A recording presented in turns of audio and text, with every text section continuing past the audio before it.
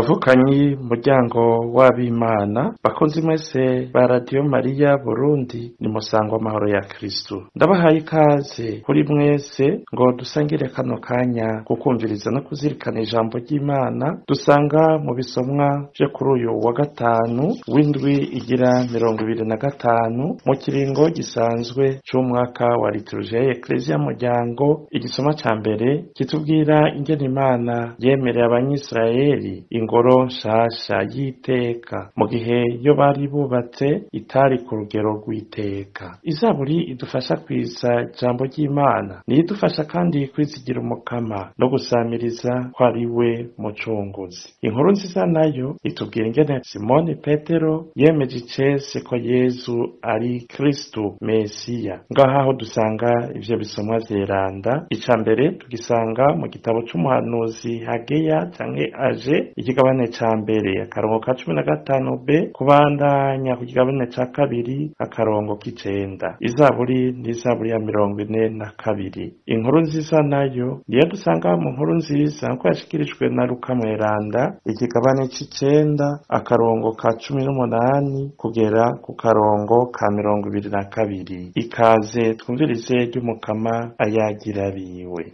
Ivyo dusoma mu gitabo c'umuhanuzi Ageya. Mu mwaka ugira kabiri kuva aho umwami Darius yimikiwe ku munsi w'21 wo mu kwezi kwa gatandatu, niho ijambo ry'umukama ryavugirwa mu muhanuzi Ageya ngo: genda ubwire Zorobabeli icegera c'umwami mu ntara ya Yuda na Yozuwe umusaserdoti mukuru be na ya masigarira y'igihugu uti: mbega muri mwebwe hari uwasigaye yoba yarabonye iyi ngoro mu buninahazwa yahoramwo ubwa mbere? Uko muyibona ubuho imeze ite? Mbega si nk'ubusa mu maso yanyu? Ariko rero gumya umutima Zorobabeli, gumya umutima Yozuwe wewe umusaserdoti mukuru, namwe bantu bo muri iki gihugu ni mugumye umutima, mushishikare ko ndi kumwe namwe arije mukamanye n'ingabo mbivuze, nk'uko nari narabibaraganiye mu gihe mwava mu Misiri, kandi umutima wanje uhorana namwe, ntimugire ubwoba rero. Hasigaye gato ngaheza nkanyiganyiza ijuru n'isi, ikiyaga n'imisozi, nzonyiganyiza intara zose z'abapagani kugira ngo amatungo yabo arundwe iwawe, maze nuzuze iyi ngoro ubuninahazwa bwanje. Nkako ifeza ni rwanje, inzahabu ni rwanje, nuko umukama nyen'ingabo avuze. Ubuninahazwa bw'iyi ngoro buzorusha ubwa mbere, kandi niho nzotanga amahoro. Iryo ni ijambo ry'umukama nyen'ingabo, iryo ni ijambo ry'Imana.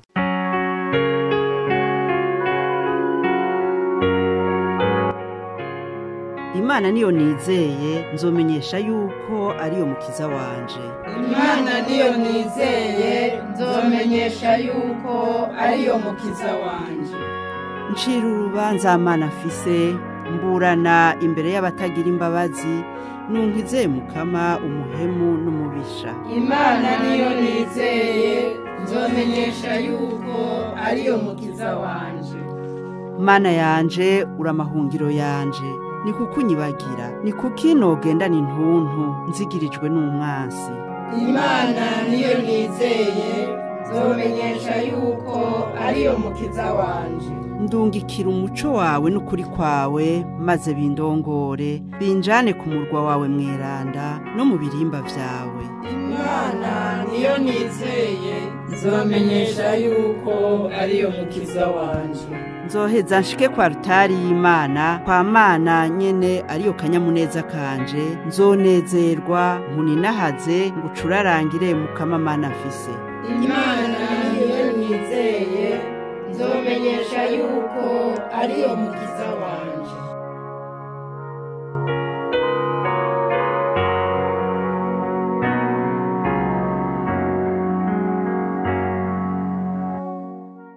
Ijambo ry'Imana dusoma mu nkuru nziza ya Yezu Kristo kuko yashikirijwe na Luka mweranda.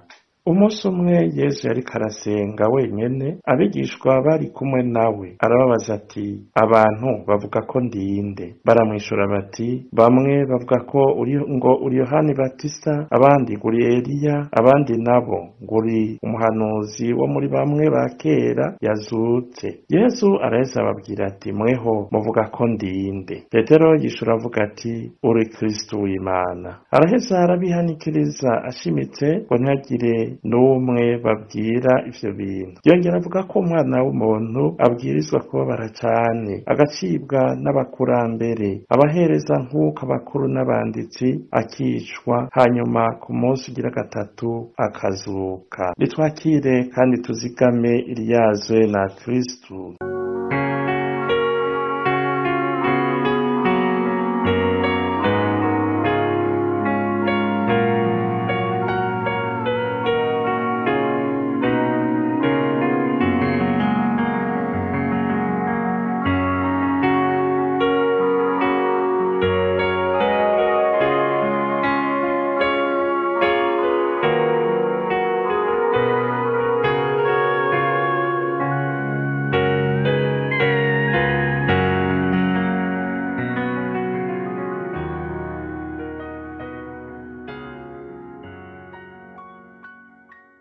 Bavukanyi bakundwa b'Umukama, nk'uko twari tumaze iminsi tuvyumva kandi tutabideha, Imana yamanira imigambi myiza bayo muri abo natwe turimwo, no mu kubakura mu ngorane zitandukanye, ikabasubiza akanyamuneza n'umwizero w'ubuzima. Nk'uko tumaze iminsi tuvyumva, Imana yamihitamwo gukoresha abo yiremeye mu kubateza imbere. Uyu munsi ibandanya guca ku muhanuzi Hageya, yiyemeza kubaka ikoranye n'abantu b'imice yose, urabatware, abarongozi b'imwidini n'abanyagihugu bose canke abenegihugu, ikiyemeza kubaka ingoro nshasha y'iteka, kuko y'abantu bari bubatse itari y'iteka. Erega ni kuki Imana yama yitwararika gukirurutsa abantu, ikabakura mu musaka w'akabi k'igicumuro, kugira ngo ibagire bashasha, ibakure ibuzimu ibashire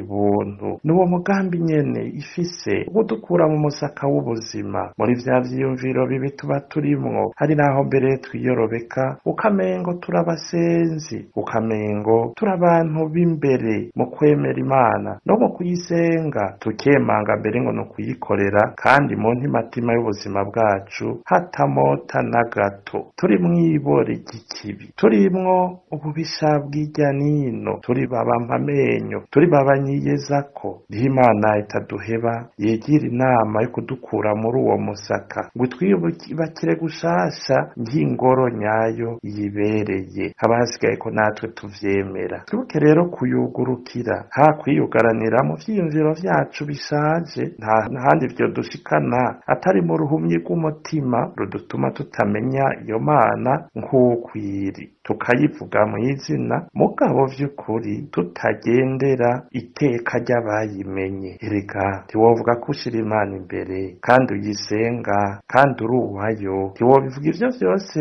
ngo uheze ubure urukundo rwa mwene wanyu, aho woba uri kurihenda. Kandi ntiwovuga ko uri ingoro y'ubutatu bweranda ngo uheze ugirire nabi mugenzi wawe, uhimbagwe n'uko ariko arababara, kuko abakristo bamwe tubona bavyiharaje bakagira imigenzo yo hejuru iboneka umengo ni y'abakristo, mugabo bakongera bakadodobereza bene wabo. Ni vyiza ko twova muri izo ngendo tukaba mu kuri, tukababazwa n'uko abandi bababaye, ha guhimbarwa n'ukunda ariko arababara. Erega iyo Mana ntisiba kutwimenyesha iciye mu buryo bunyuranye. Reka rero twihatire korosha umutima ngo tuyimenye koko, duheze tuyishingire intahe, kakuma twumva mu nkuru nziza Petero yemeza ko Yezu ari Kristu Mesiya wasizwe koko. Twumvise mu nkuru nziza ngene Yesu yimenyesheje abigishwa biwe kugira ngo bamumenye, ntibazositare mu gihe c'urupfu rwiwe ku munsi musaraba bemere ko ari uwuriho wamyeho n'ugira ngo aze mu myaka n'imyaka. Mu kubatera ibibazo yica urwehe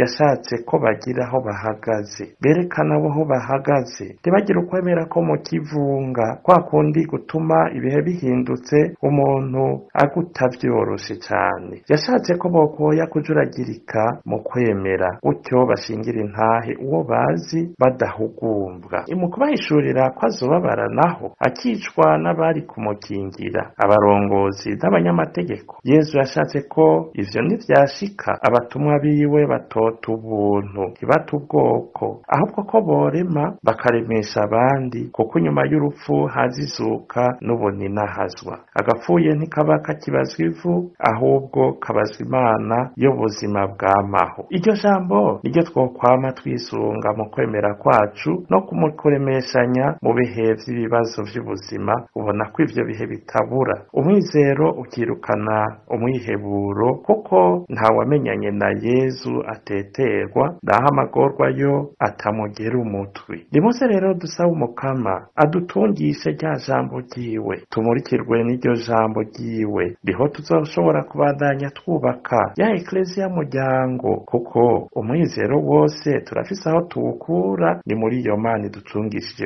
iryo jambo ryayo. Ewe Mukama, bandanye twihishurira, maze tugire ishingiro ry'ukwemera kwacu, niho n'ibitugora vyose tuzoshobora kuvyakira twizeye kuzodutambutsa. Amen.